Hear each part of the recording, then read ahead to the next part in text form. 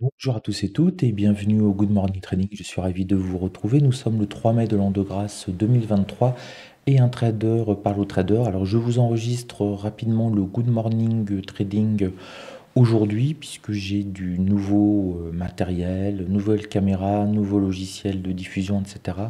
Et que pour diffuser le direct, ça marche pas encore de manière parfaitement optimale. Comme je suis un obsessionnel, il faut que ce soit parfait. Donc je vous enregistre et puis demain, ça marchera en direct, il n'y a pas de souci.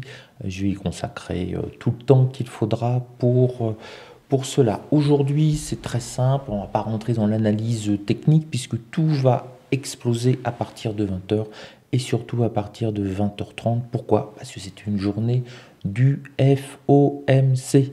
On va enfin avoir les réponses à nos questions. Vont-ils augmenter les taux de 0,25 de base ou de 0,25 de base? En effet, si on regarde l'indice du CME, le FedWatch du sentiment, on est à 97% des investisseurs, des traders qui s'attendent à une augmentation des taux aux États-Unis d'Amérique de 0,25. Alors si jamais ils augmentent de 0,50, je ne vous dis pas comment on va s'effondrer. Et si jamais ils n'augmentent pas les taux, on va se mettre à EP à tout va. Et s'ils augmentent les taux de 0,25, on va faire les deux. Ça va partir un peu dans tous les sens. C'est pour ça que là, je ne vais pas du tout consacrer cette émission à l'analyse technique parce que hop, si on regarde là, on est sur le Nasdaq futur. Si on regarde, on s'est classiquement positionné en bas du range de vendredi pour attendre la décision. Alors je vous encourage fortement si vous voulez trader pendant les news. 20h ça bouge, 20h30 c'est le discours du président de la Fed, à savoir Jérôme Powell. Et là ça bouge énormément, énormément. À chaque phrase, à chaque mot qu'il va dire, poum, ça peut prendre 50 points ou perdre 50 points en moins d'une seconde. Donc c'est de la très très haute volatilité. Vous n'avez pas, à moins de tomber sur un flash crack qui a lieu tous les 10 ou 12 ans, vous n'aurez pas de période de plus volatile que celle-là. Donc à vous de voir si vous êtes à l'aise avec une extrême volatilité. C'est pas beaucoup de volatilité, c'est une extrême volatilité. En tout cas, on risque de plafonner et d'attendre. On le voit toute la nuit, on s'est mis à rester un petit peu entre les 12 150 et les 13 200. Là, on est à 13 185 et puis on ne bouge plus. On a une belle glissade hier. On a eu le point pivot mensuel qui a été enfoncé et on est repassé au-dessus. Donc ça, c'est un bon signal d'achat si vous avez pu en profiter. Quand on passait au-dessus des 13 160, il y avait un petit coup à tenter pour aller chercher peut-être les 13 200, en tout cas grignoter quelques points, mais on n'a pas été bien loin. J'insiste toujours, essayez d'avoir au moins sous les yeux un graphique sur une semaine. Là, vous voyez la chute, ça commence à chuter, à chuter, à chuter. Avec un graphique où vous aviez la journée de vendredi, vous voyez, hein, c'est assez net. Bon, on peut descendre à peu près jusque là et à partir d'ici, se mettre à voir les réactions, si on a des tentatives de rebond ou pas. En tout cas, se mettre à acheter à partir du moment où on a la rupture ici des 13 258, on va dire 13 250, c'était on ne peut plus risqué. Voilà. Mais si vous n'aviez pas la journée de vendredi sous les yeux, si vous étiez en mode comme ça aveugle, vous pouviez pas le voir. Donc c'est pour ça, essayez d'avoir au moins une semaine sous les yeux. Là, sur les graphiques, pour faire les analyses techniques, j'ai toujours les 15 derniers jours, les 2 dernières semaines.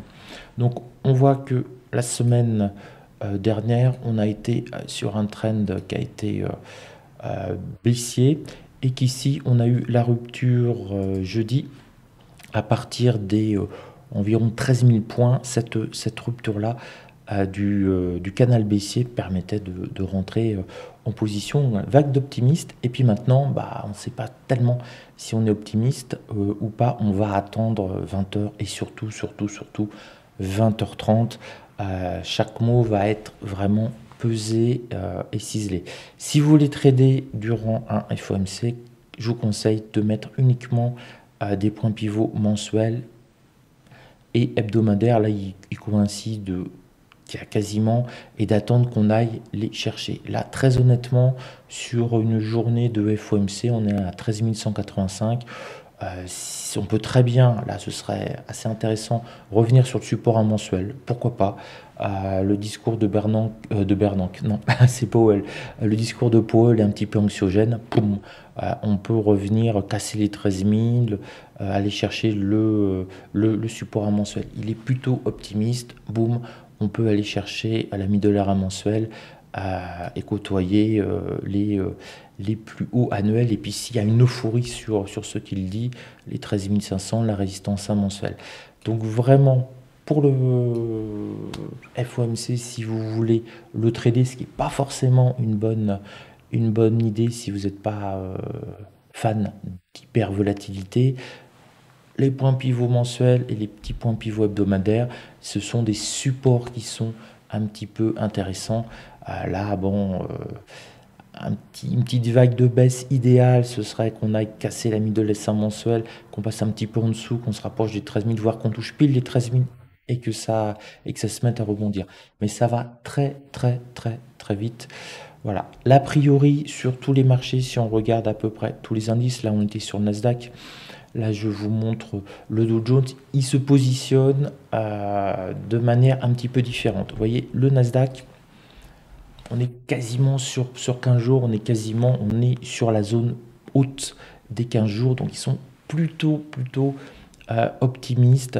Attention, hein, s'ils augmentent, si Jérôme Powell dit qu'ils vont par exemple arrêter d'augmenter les taux, le Nasdaq il va s'envoler. Si au contraire ils ont tendance à dire on va plutôt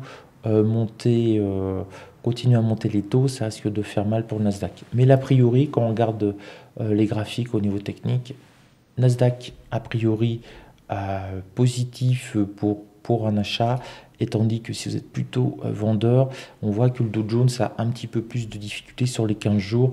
Il n'est pas en haut du range, il est à peu près au milieu du range. Il a eu du mal d'ailleurs à le conserver. Il est remonté seulement dans la nuit, poussé un petit peu pour les Asiatiques. Voilà, je ne vous fais pas de blabla, je ne vais pas vous faire perdre du temps. C'est une journée de FOMC. Grosso modo, tous les supports, toutes les résistances, toutes les techniques que vous avez pu développer, ça explose pendant de 20h à 22h. Avant, on attend, il n'y a aucun gérant qui prend position avant un FOMC, ce sera une faute de gestion qu'on pourrait leur reprocher. C'est pour ça qu'on a des mouvements bizarres. Vous avez des gens qui rentrent, qui essaient plutôt d'alléger leur position juste avant. On a un tout petit peu moins de volume généralement. Regardez avant 20h si vous avez les futurs. C'est passionnant de voir comme le carnet d'ordre dans les 2-3 dernières minutes se vide, mais alors totalement. Et là, vous comprenez pourquoi on a des pics qui sont complètement hallucinants. Les carnets d'ordre sont vides et on a des trous de cotation entre la meilleure offre le meilleur achat et la meilleure vente, entre le bid et le ask, parfois de 5 ou 6 points, ce qui est quand même hallucinant. Généralement, on est sur il se touche, donc on est sur du 0,25, vous voyez, du pas de 0,25, on passe à 5 ou 6, donc 20 à 25 fois plus de trous. Ça vous montre qu'il n'y a personne et que ça explique pourquoi ça se met aussi à bouger à toute vitesse. Quand vous avez un gros qui appuie un petit peu dans un sens avec son algo, étant donné qu'en face il n'y a pas beaucoup de contrepartie, poum, ça part à toute vitesse dans un sens ou dans un autre. C'est toujours super sympa à regarder quand même. Et là vous voyez devant vos yeux, peut-être pas émerveillés, mais vous voyez des milliards qui défilent à une vitesse hallucinante. Un simple lot Nasdaq actuellement, là par exemple, un seul lot sur le Dow Jones, ça vaut quand même près de 200 000 $. Et un petit lot sur le Nasdaq, ça vaut 260 000 $. Et quand vous les voyez partir par centaines en millisecondes, c'est impressionnant de voir la puissance que les marchés ont et cette volatilité extrême. Voilà, eh bien, écoutez, je vous dis à demain, ce sera beaucoup plus intéressant. On pourra analyser le discours du président de la Fed et avoir des infos. Et n'oubliez pas, mercredi, aujourd'hui, c'est FOMC et demain, c'est les résultats d'Apple. Et ça, c'est super important. Je vous souhaite une belle journée. Ciao à tous.